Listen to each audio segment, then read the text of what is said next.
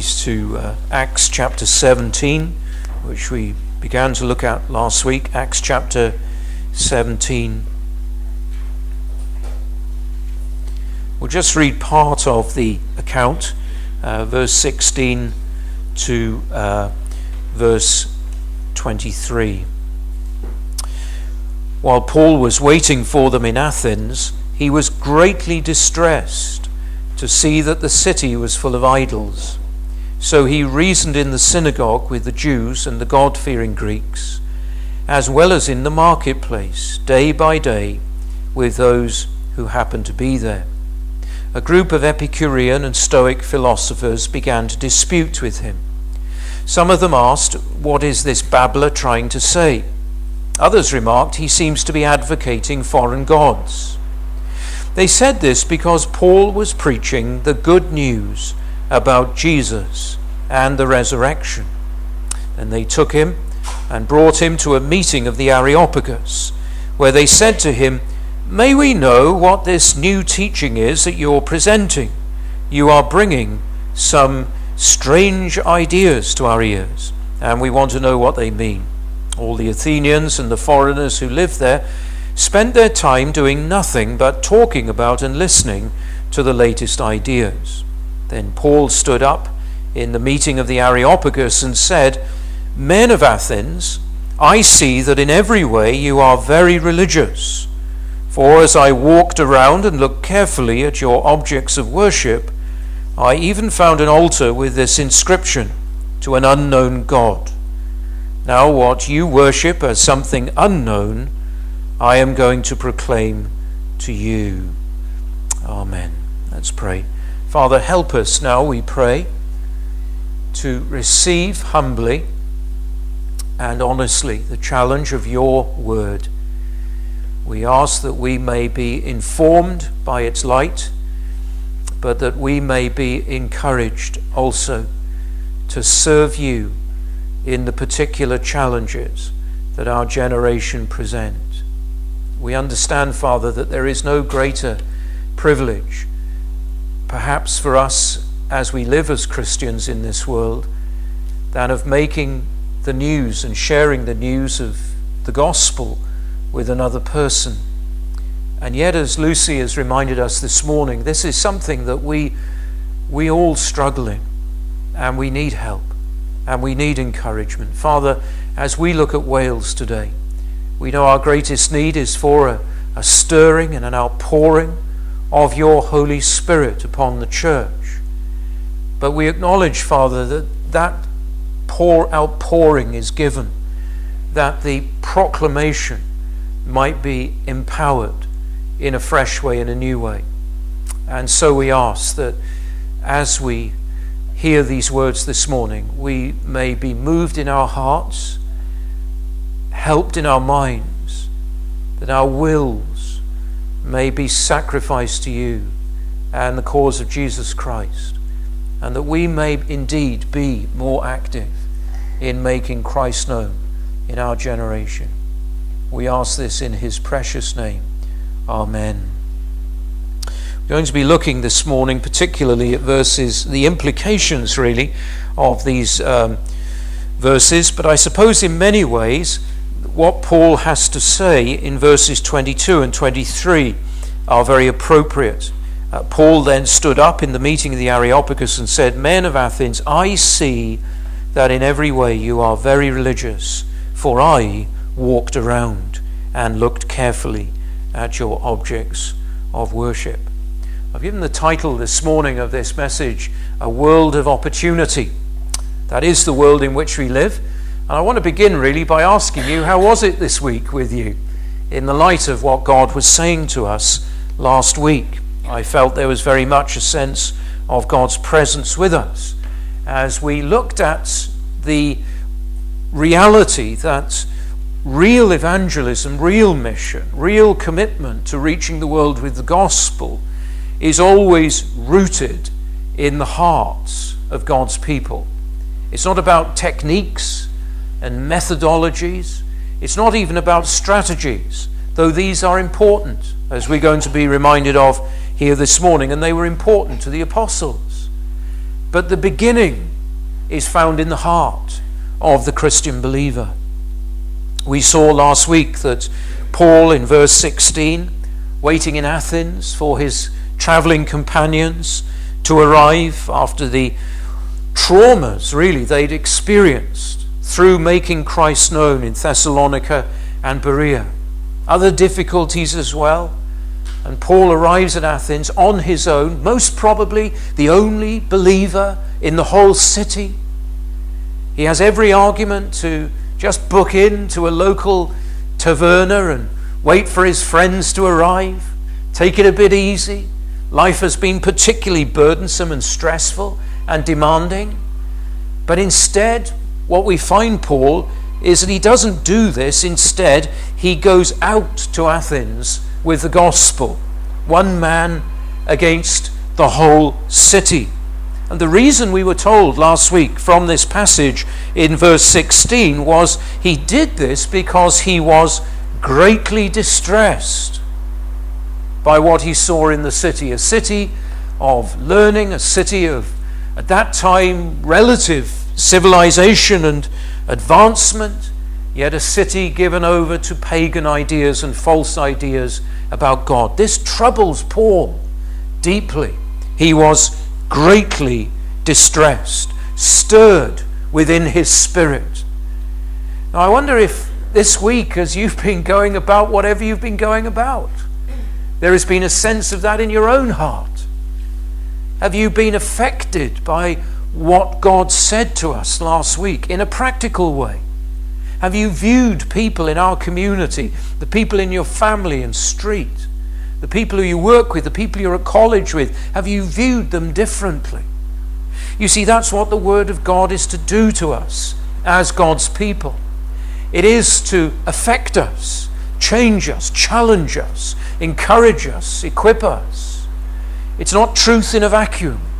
It's not something that we come on a Sunday morning to enjoy hearing, even to rejoice over, and then go out and live our lives as if it really has no connection with our lives. Instead, God's word is wisdom to live by. And I just wonder whether it has affected you this week. My prayer during the week has been very much that it would transform us, that it would cause us to feel a sense of authentic, not silly, worked up, fleshly feelings, but a real authentic concern for those in our community who do not know Christ. This is where evangelism begins. And the greater our sense of distress given in the Holy Spirit, the greater our response and commitment to evangelism will be. Now, last week we defined mission or evangelism as speaking to people who are listening about the gospel of Jesus Christ and Him crucified. Just speaking to the community is not enough. It has to be speaking to people who are listening. This is very important for this morning's message. Paul is clearly concerned in this passage to make a connection between himself as an ambassador of Christ and the community in which God had placed him. So, for example, he uses words that they understand. He uses ideas that they immediately recognizes. He has a particular strategy here, and this should challenge us as we think about how do we reach our community with the gospel.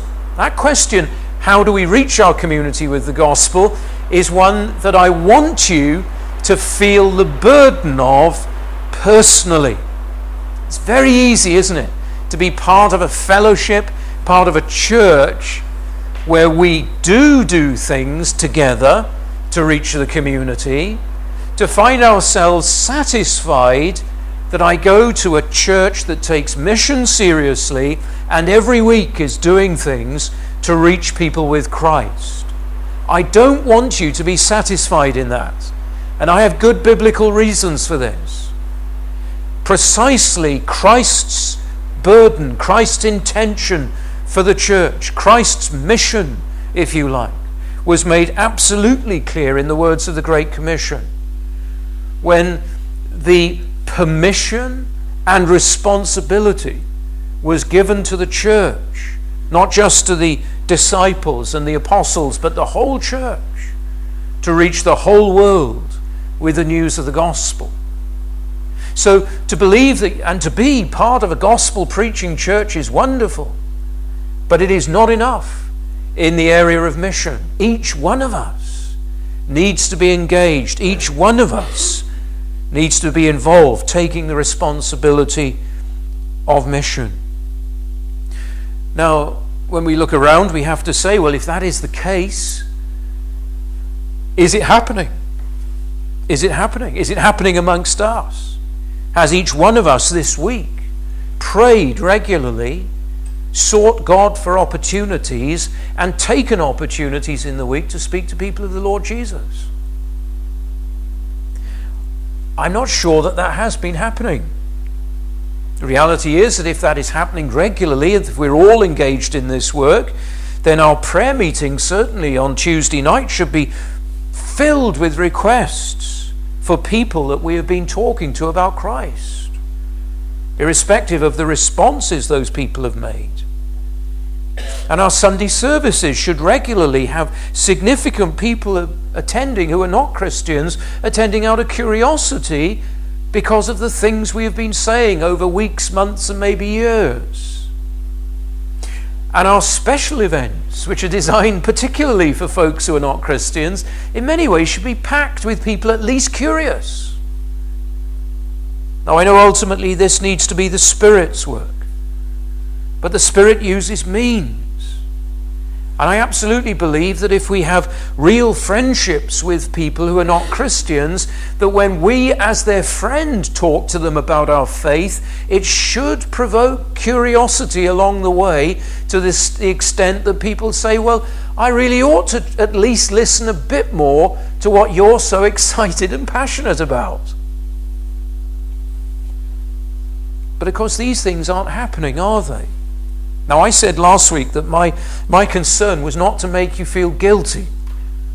There needs to be perhaps a measure of shame amongst us if we've been neglectful of what Christ has so clearly called us to be doing regularly. But I'm not simply here to make you feel guilty. Instead, I want to encourage you. And I want to stir you up with what I would believe would be holy ambitions to reach into our community as individuals and as a church with the news of the Lord Jesus Christ. And I appreciate that there are huge questions, huge issues of fear, diffidence, issues of nervousness, issues of ignorance as to how we do this. Well, these are some of the issues that I want very much to begin to address and hopefully provoke discussion about. It was lovely on Tuesday evening in the Bible study and prayer meeting that we were able to discuss these things, and we looked together at the whole issue again of Paul's distress and often our lack of distress, and that kind of discussion is so healthy, isn't it, in the life of the church. Well, as we've seen, Paul was driven by a heart's desire, and that desire is not simply located here. We find it as almost the background noise in his ministry. When he writes in 2 Corinthians 5, verses 14 and 16, he says, "For Christ's love compels us." He's speaking about his ministry. He's speaking about all the situations which he has been in where he has experienced great suffering and great difficulty. What is it, Paul, that drives you and keeps you going? Well, he says, it's Christ's love compelling me. It's not a sense of duty. It's not a sense of fear. It's not a sense that I ought to be doing this. No, it's the love of Christ compelling me. Because, he writes, we are convinced. Convinced about what? The gospel. That one died for all and therefore all died. And he died for all, that those who live should no longer live for themselves, but for him who died for them and was raised again. It's Paul's grasp, or rather the grasp of the gospel on Paul, that fills him with the love of Christ for the world around him that is unbelieving. He goes on to write, so from now on, because of the gospel and what we have seen and come to understand of the love of God in Christ, so because of this, we regard no one from a worldly point of view. It's interesting, isn't it? Paul sees the world through the lens of the gospel. He cannot regard men and women, boys and girls, merely from a worldly point of view. What he means by that is that, well, just the way everyone looks at everyone. No, he sees people as people in need of hearing the gospel, need of hearing of the love of God in Christ. People under the judgment of God, facing the awful eternal reality of God's unending wrath in hell, outside of his grace in the gospel and the cross. I wonder this week whether you've had a sense of that. Regarding no one from a worldly point of view. Is that how you see your friends and neighbours? Well, we need the gospel to change us. We need it to affect us and to become our lens, our vision through which we see the world. On one other occasion, Paul wrote a rather strange thing. It's in Philippians 1:15. He did there point to the fact that sometimes people can engage in evangelism from bad motives or the wrong motives. He knew it on a personal level. It is true, he writes in Philippians 1:15, that some preach Christ. Paul never uses that phrase outside of referring to the gospel. Some preach Christ out of envy and rivalry. Envy of him and rivalry with him. How bizarre, isn't it? I don't think I've ever really understood that passage properly. But it's true. The principal point is true. We can engage in mission for the wrong reasons. I want to plead with you this morning, please don't think, and please don't step up to the mark evangelistically simply out of a sense of guilt or shame or tradition or popular trend, or simply this morning because I'm encouraging you and telling you. It has to be much, much more than that, much deeper.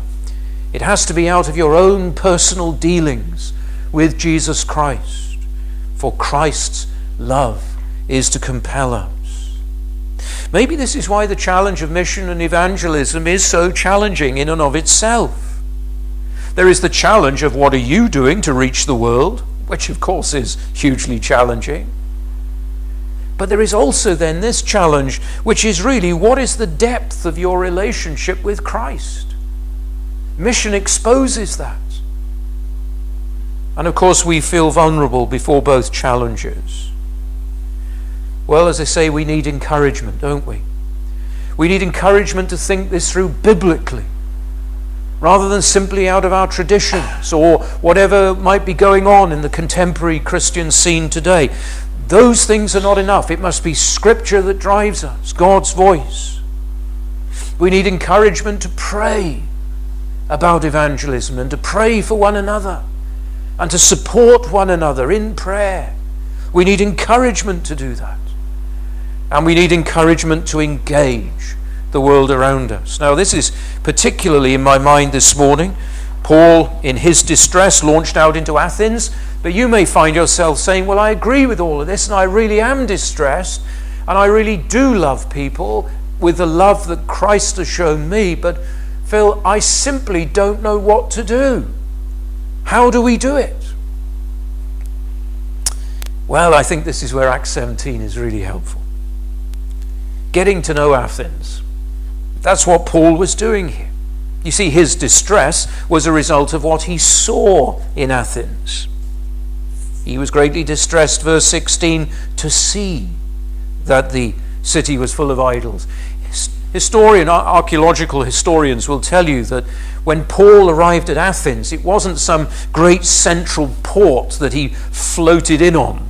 Remember, he travelled 222 miles from Berea. They reckon Athens was really the only safe place for him now. It was far enough away from all the trauma and all the rioting he'd been causing by the preaching of the gospel. Now, he didn't arrive in Athens through some great central port that he sort of came, and as he was coming in, he could look around and see and couldn't avoid seeing these idols. No, the port that was used was a little distance away from Athens. You had to come by sea and then either walk or get a lift or on a donkey or something and take yourself into Athens.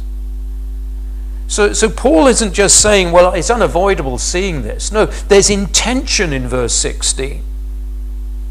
He was greatly distressed to see that the city was full of idols. He'd gone to have a look. This is borne out in verses 22 and 23 when he eventually gets his opportunity to preach to the great gathering of what was known as the Areopagus, the intelligentsia of the day. In verse 22, men of Athens, I see that in every way you are very religious. For, or because, as I walked around and looked carefully at your objects of worship. You see, that's what Paul has been doing. He got out in the community. He walked around. In verse 28, he quotes one of their own poets. So Paul has spent time in Athens, looking at Athens and listening. He's able to say to them, I see that in every way you are very religious. He got under the superficial layer of the community. He began to find out where people's values were, what people's thoughts on God were. He'd worked extremely hard at this. Now we know that Paul in verse 16 was particularly concerned about the idols.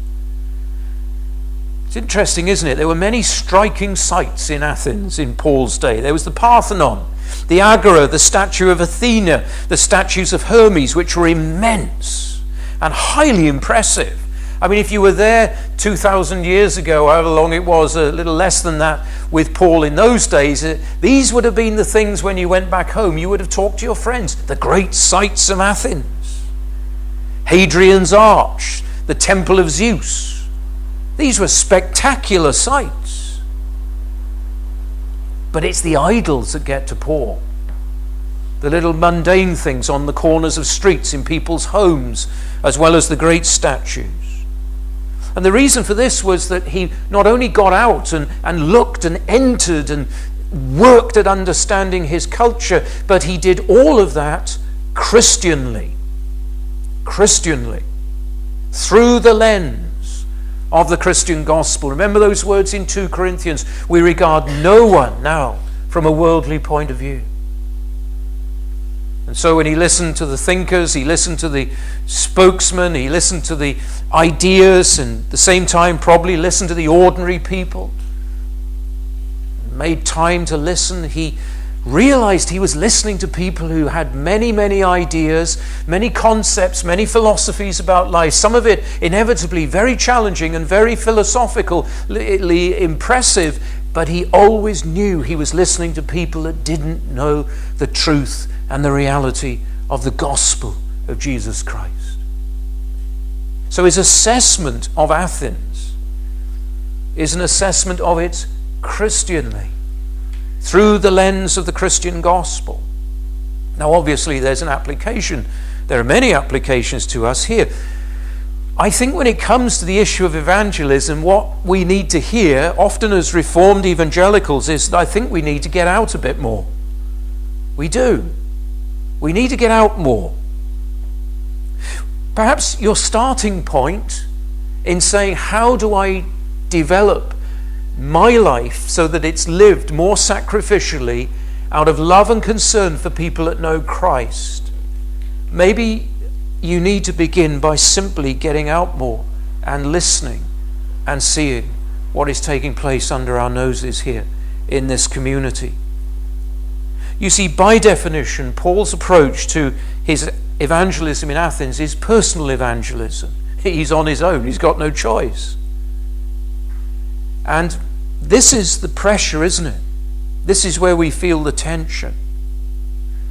I wonder, last week I asked a series of questions, and amongst those questions was this one. Outside your extended family, how much regular social contact do you have with people who are not Christians?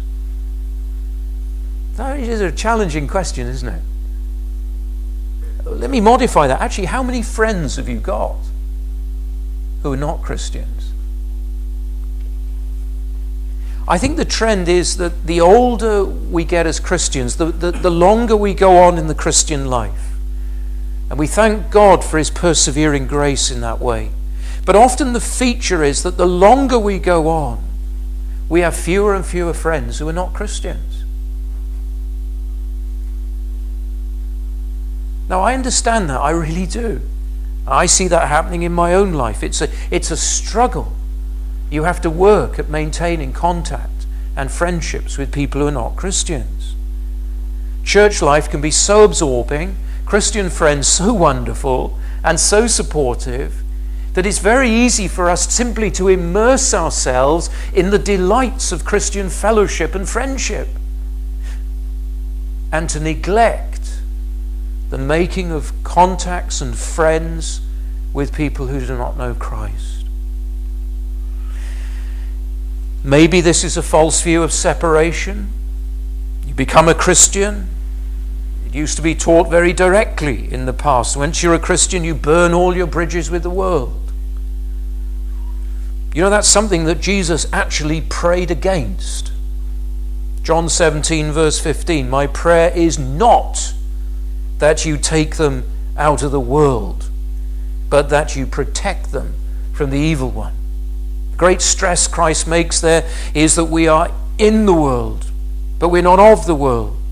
And his concern is that while we're in the world, we're to shine, like as Paul says to the Philippians, as stars in the darkness.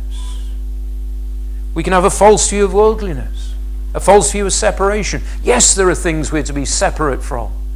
The sin of our generation, we're to have nothing to do with it. We're to be utterly separate from those things. But at the same time, we are not to be separate from the world in which we live. Well, whatever the reason, the reality is, you may find yourself this morning as somebody who says, well, actually, all of my friends, apart from my family, are Christians. So where do I start? How do I get to know people? And of course, one of the problems then is if you do get to know people, you don't know where to begin. I felt this acutely some years ago, personally.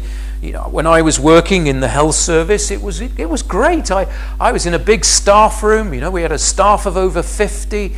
I used to sit in that staff room during the week with my coffee in the corner, close my eyes sometimes, and just listen to the conversations. It was great from a preacher's perspective. I was doing a lot of preaching at the time, and it was easy to know what people's values were. What did people talk about? What were people's concerns about? And I was in touch all the time with folks who weren't Christians. So many friendships. And then I went in the ministry. And it was like suddenly you're isolated. And suddenly you're away from it. And so busy all the time with Christians and church. A few years ago, as you know, for health reasons, basically I took up running. Or it was waddling really to start with. And to help me along the way, I joined the local running club. I can remember my first night there. I did not have a clue how to talk to people. That's an honest confession this morning. I was clueless. I didn't know where to start. I ended up asking people all sorts of nonsense stuff because all I was really used to was talking to other Christians. It came as a huge rebuke to me and a huge challenge. And I'm grateful under God to see that those friendships there have grown. And many gospel opportunities have come through that activity. But it took that step to go out, engage, and to get involved in something. Maybe some of you need to do something like that. If you want to come down the running club, have a word with me. I'd be delighted to introduce you. But maybe there are other things. I know ministers who've joined a local camera club because they've accepted this very point. I need to be out there in the community. Maybe you've got interest. Maybe you're already involved in things. We have to make contact with people. If you're young in the faith, most probably you've still got a lot of friends who are not Christians. Work at maintaining those friendships. For it is within the friendship context, when issues of life happen, that we can speak most honestly and freely of the grace of God in our own lives. We need to make an effort to get out and do what Paul is doing here in Athens. But Paul's work in Athens is actually even deeper than this. And actually, I believe this morning he presents us with two clear challenges. Firstly, he is working to understand the Athenian culture. He doesn't presume to understand it. This is very important. He doesn't say, well, I've seen Greek cities before, and when you've seen one Greek city, you've seen them all. He doesn't say that, does he? He goes there, as he says in verses 22 and verse 23, I walked around and looked carefully at your objects of worship. It becomes clear to him that the Athenians are, as he says in verse 22, very religious. This will affect the way he speaks to them, which we'll be seeing next Sunday morning. You see, it's no good simply us saying, well, people in the world who are not Christians, they're sinners. Of course they are. They're just people who need to hear about Jesus. Of course they do. But sin has particular ways of manifesting itself. And one of the clear ways it manifests itself is through false ideas. And the ideas that people have in Llanelli will be different to the ideas that people have in London or Lisbon or some other part of the world beginning with L. Context changes things in people's ideas. For example, ideas really do matter. There is no God. It's a sinful, false idea. The Bible is unreliable. That's a naive, false idea. My life is great. I don't need God. I'm good enough for God. I'm not a sinner. These are barriers in people's minds and hearts to the gospel. And these ideas will be different in different cultures. For example, this morning in India, atheism is really not a big issue. Whereas polytheism, the worship of many gods, is. But here in the West, increasingly amongst young people, atheism is a growing major issue. My point is clear. There were particular issues in the mindset of people in Athens. There are particular issues in the mindset of people in our community. We live in a post-Christian culture, certainly in terms of this town. When I first came to Llanelli, it wasn't long before I realized that if I knocked on someone's door to say who I was and a welcome to the church, as I did in the early days, anyone over the age of 60, by and large, was okay about me being there. And some were quite pleased. Oh, I've had a visit from a minister. Nice young chap as well. Rather nice. But if I knocked on the door of somebody in their 20s and 30s, well, frankly, they looked at me as if I was the village idiot. What are you doing here? Why in the world would I want to go to church? People said that to me again and again. Why would I want to go to church? Do we know what the popular ideas are in the people in our community? There's only one way to know, you see. You have to do what Paul did. You have to get out amongst them. You have to observe. You have to listen. I've had the misfortune sometimes to hear evangelism done that assumes things about people that are not Christians. This is very unrealistic. For example, I've heard people speak, well, if you're not a Christian, you're depressed. Your life is meaningless and pointless. Those are assumptions based on ignorance. The reality is very different. When we first launched Christianity Explored in this church years ago, I had a friend who I used to work with come to the service that evening. He came up from Cardiff to give his testimony. We'd worked together in the hospital in Merthyr. I knew he was a man who'd come to faith fairly recently through this course. And he began his testimony on that night by saying, my life was great. I had everything. I had a wife who loved me, wonderful children. I'd had a good education and a great job. I was fit and healthy. Everything was fine. I didn't feel I needed God at all. The popular idea that folks who are not Christians are miserable and depressed, feeling their life is meaningless, is one that doesn't wash. And that's actually what happens when you get out and talk and listen to people. One of the biggest barriers in our culture to the gospel, for Paul in Athens it was the pagan ideas of idolatry, but in Llanelli it's the fact that life is good. Life is great. I got a job, I've got some money, I've got a decent pension, I've got friends, I've got leisure, my life is full, I'm healthy. Don't see a need for God. Interestingly, my friend who gave his testimony that evening said that he began to realize that he needed Christ when he began to hear and to understand what the Bible had to say about how God saw him as a sinner. Years ago, again, when I first started in the ministry, I used to take school assemblies up in Yorkshire. There was another minister in the community who also used to go in. And I used to enjoy those assemblies in the secondary school. I got on very well with the headmaster, and the youngsters seemed to enjoy it. I was always terrified. I always am in school assemblies, but there was a good listening. But suddenly all those assemblies came to a halt. They wouldn't let me back in the school. And the reason was this, that this other minister had gone there one day and had said to the boys, the young people there, in the sixth form it was actually, well, of course, if you're not a Christian, you're depressed. And he even talked about suicide. The school had to have him back to explain himself and to meet with the youngsters. A total misunderstanding of the context into which he was speaking. Now, I think we're often guilty of this simply because we don't know people. We don't spend time with people. And this is what happens, you see, if we don't have friends who are not Christians. We fail to make the connection. We ask questions which actually people aren't asking. We raise issues that people aren't really raising.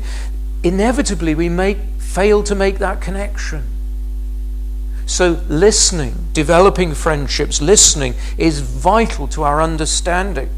But of course, Paul does all this, secondly, as we've been stressing, he does this Christianly.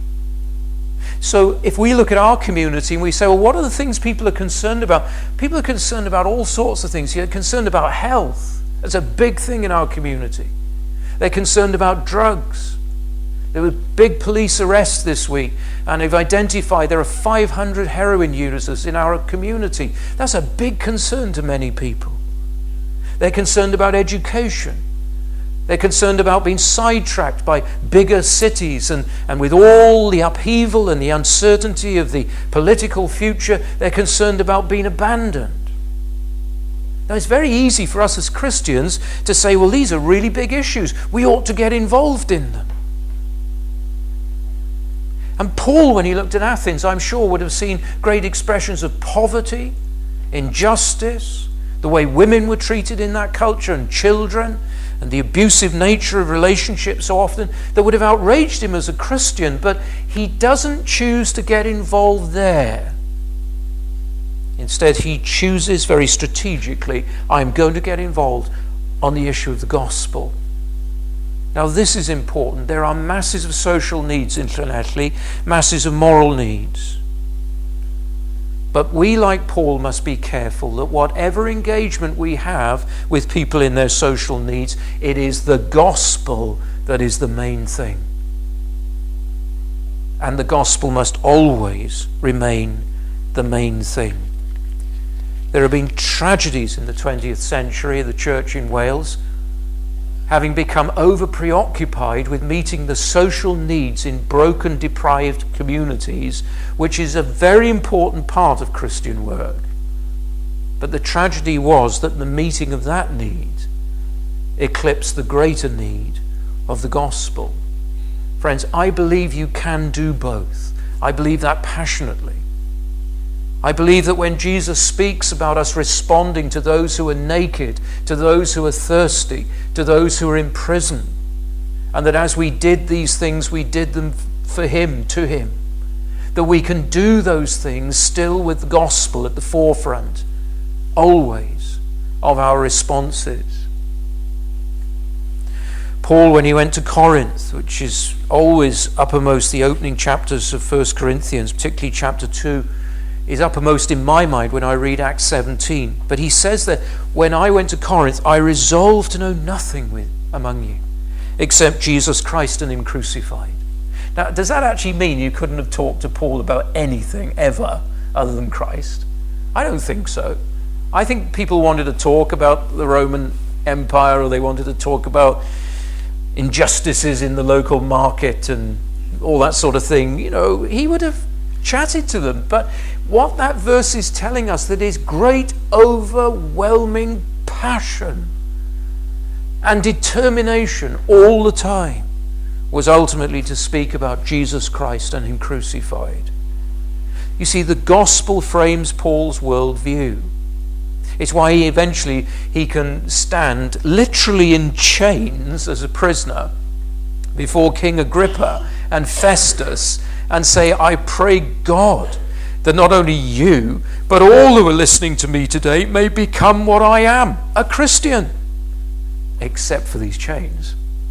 He knows that the most important thing in life is the gospel, and it drives him.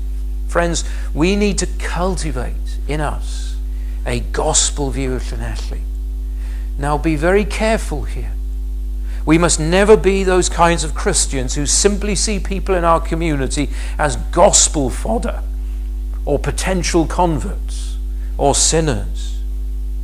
But we must see them as people with the dignity and the respect that the gospel gives them. You look at the ministry of Jesus. He treats people with intense dignity. The woman at the well, an outcast in her society, but he has time for her. He treats her with great respect and regard. Those who are rejected by society, Jesus treats them with the greatest respect and dignity. And so we must too. Sometimes we can have an attitude to the unbelieving world around us that is almost empty of dignity. Well, I was in a conversation the other day and someone said this, so I give them the gospel. As if you give them a cuff round the ear. I don't know. Wasn't I being faithful? That's not what we're called to. We're called to meet with people. People with needs. People who are broken by the emptiness and the darkness of sin. People whose lives are ultimately empty because they don't know Jesus. We're to be compelled with Christ's love for people, filled with compassion for them. Having a gospel eye on the world will do this. It causes us not to just see people as lost objects, but boys and girls, men and women with lives and real pains and real concerns and real anxieties and real needs, and who one day really will stand before the judgment seat of Christ as individuals. And we need to treat them with great affection, care, concern. So, if you have a gospel view of the world, you will find you will invest time, energy, and resources into doing what needs to be done in terms of making friendships with people. You will be praying for people regularly. Do you do that? Do you pray for the people in this community by name? Do you pray for your neighbours you don't know their name? Lord, I pray this morning for that miserable lady who lives at the end of the road, who never says hello to me in the morning when I say hello to her. Do you pray for her? Do you pray for the people who teach you in college? Do you pray for the people in school? Do you pray for the people you work with? Do you pray for the people you spend your leisure time with? Do you pray for the people who you just see, the lady who serves you in the post office, or the fella who you see walking around town and you don't know his name but he looks so sad? Do you pray? We really should be praying more, particularly for people in their needs. Do you roll out of bed each day with a priority to break new ground with the gospel, knowing that we regard no one from a worldly point of view? Are you supportive and enthusiastic of mission? Certainly we need to be. Paul's heart led him eventually to launch out into Athens, but it isn't random. I think he began by looking and listening. And then we are told in verse 17, he reasoned in the synagogue with the Jews and the God-fearing Greeks, as well as in the marketplace, day by day, with those who happened to be there. That was his strategy. It made a lot of sense. He was a Jewish ex-rabbi. He knew the Old Testament, most probably vast swathes of it, by heart. And yet he knows Christ. And so he goes to the synagogue, quick, easy access to people who believe in God, accept the Old Testament scriptures, but don't know Jesus. It was the obvious place to start. Friends, why do we make evangelism so hard? We do, don't we? We need to start with the obvious places. I don't believe this morning God is necessarily saying you to go and speak to a complete stranger. Start with the people you know, the people who like you, the people who understand you, the people who love you, the people who are patient with you. Start with them. That's what Paul does by going to the synagogue. But at the same time, he goes to the marketplace. Now, some people have interpreted this as, well, he didn't get such a good hearing there, so he opted for the marketplace. Certainly that was his pattern in some places. But the sense in verse 17 is that he did both at the same time. And there's nothing in the passage to say that the Jews in the synagogue and the God-fearing Greeks there turfed him out. Because Paul realized something about the marketplace in Athens. He realized that it was a place of listening. As amongst the traders, there would have been performers and entertainers. And amongst the performers and the entertainers, there were the orators. And these were people who you could pay money to speak on any subject you like. So you might say, well, here's a fiver, speak for the next 5 minutes on butterflies. And he was supposed to be able to do it using all techniques and skills of oratory at that time. And it was said that a good orator should be able to make you seethe with rage one moment and burst into tears with pathos the next. It was just about stirring you up. People paid money for it. It was a spectacle in those days. It was part of the culture. Well, that's interesting, isn't it? Here is a place where people are willing to listen to ideas. That's why they say in verse 20, you are bringing some strange ideas to our ears. That's what evangelism is, isn't it? It's bringing ideas to people's ears. And outside of the work of God's grace and the Holy Spirit, those ideas will always be strange. Verse 21 tells us that all the Athenians and the foreigners who lived there spent their time doing nothing but talking and listening to the latest ideas. It's great, isn't it? So Paul goes for the easy places. He goes to the synagogue where he knows he's accepted, where he can speak their language, where people believe in God and love the Old Testament. And he goes to the marketplace where people love to hear ideas and will even pay for it. Well, there's no evidence they paid him, of course. This is an area where we need a lot of discussion and a lot of thought. Where are the easy places in our community to go with the gospel? Where is the synagogue today? Where is the marketplace today? You see, it all begins in understanding people, of course. But it also begins about understanding opportunity. Back in the 50s and the 60s, you could expect people to be in church. My father started in the ministry in 1955. He went to a church where the building was packed every Sunday. He told me when he went there first, he was the only Christian there. Liberal theology that dominated that church for years and years and years. But every Sunday, he had a building full of people that weren't Christians. And he could preach Christ to them. And he did. And God worked. The church was turned around. It's still an evangelical gospel preaching church today. Wonderful, isn't it? But the reality is it isn't like that now. It isn't like that now. Church attendance by people who are not Christians is very rare. And people are actually prejudiced against going to church. Why? It's boring. It's ancient. It's to do with our past. We've moved on. Church is full of hypocrites. I don't want to be a hypocrite. I won't go there. It's full of people who are negative. People who are always complaining about people's lives and their sexuality and things like that. The negative people, the haters, don't have anything to do with them. I meet many, many people who tell me this. I'm interested in God, but I'm not interested in organized religion. There is a huge barrier to coming to church. Even at its most basic, what are people's experience of church? Christenings, weddings, funerals. The first is unintelligible. The second is so distracted that they have no real understanding of what's going on. And the third is just thoroughly depressing and no one wants to be there. People's experience of church is terribly negative. So to insist in our day on church building based evangelism may actually be a hindrance to evangelism. Sadly, some evangelical churches cling to this approach and they fail. And it's all because they've lost touch with where people are and where the ideas that people have and what are the barriers to the gospel.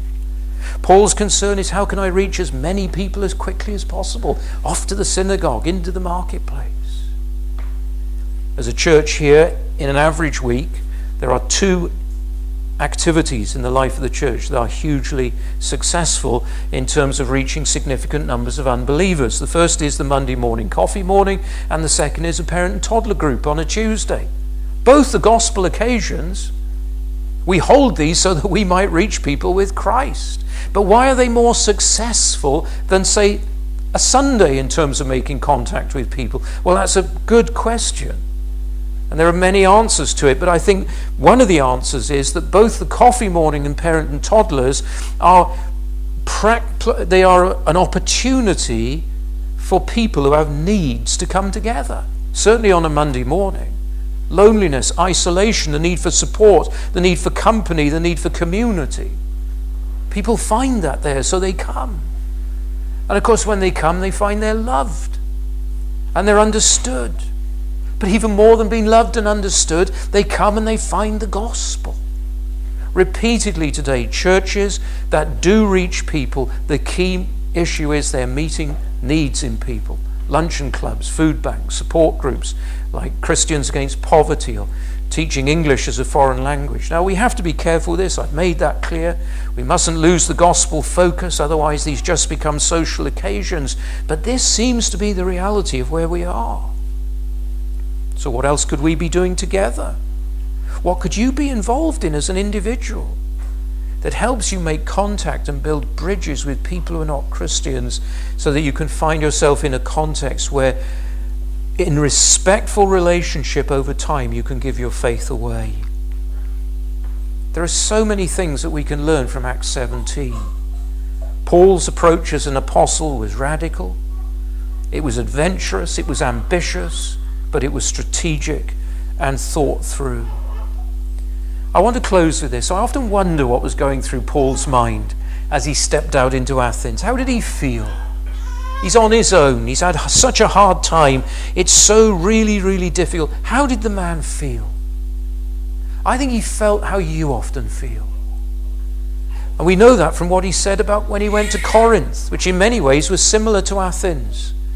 I came to you in weakness, fear, and much trembling. You identify with that? I do.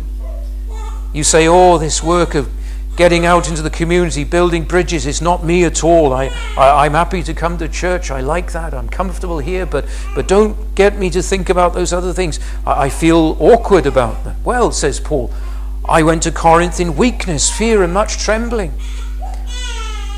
But then he goes on to speak about power. There is weakness and there is power. My message and my preaching were not with wise and persuasive words, but with a demonstration of the Spirit's power. You might be sat here this morning saying, little old me, how can I ever speak to anyone? How can I ever reach anyone? But I want to remind you here this morning that ultimately success in all of this is dependent on the Holy Spirit's power. My message and my preaching were not with wise and persuasive words, but with a demonstration of the Spirit's power. God is not asking you to be clever this morning in reaching the world. He doesn't expect you, certainly, to have all the answers. But he does ask you to be faithful in getting to know lost, needy people in our community, loving them with the love that he has for them, compelled by his love for you. He does want you to do this. to build friendships and bridges. And he wants you to speak in your way about the wonderful work God has done in your life and how wonderful God is. And the amazing thing is this, that he delights to use weak things to confound the strong. We depend not on ourselves ultimately, but we depend on his Holy Spirit. And that's why there is nothing more essential to evangelism, more essential to it, than the prayers of God's people. Well, this week, I want to encourage you to feel distressed about our community because you see it as a Christian sees it. Be compelled by Christ's love and go out and listen and understand where these people are. Understand their ideas, understand their hearts, their fears, their concerns, and begin to find ways to make friends, that you over time may have that opportunity to speak in the power of God's Spirit about his Son, Jesus Christ.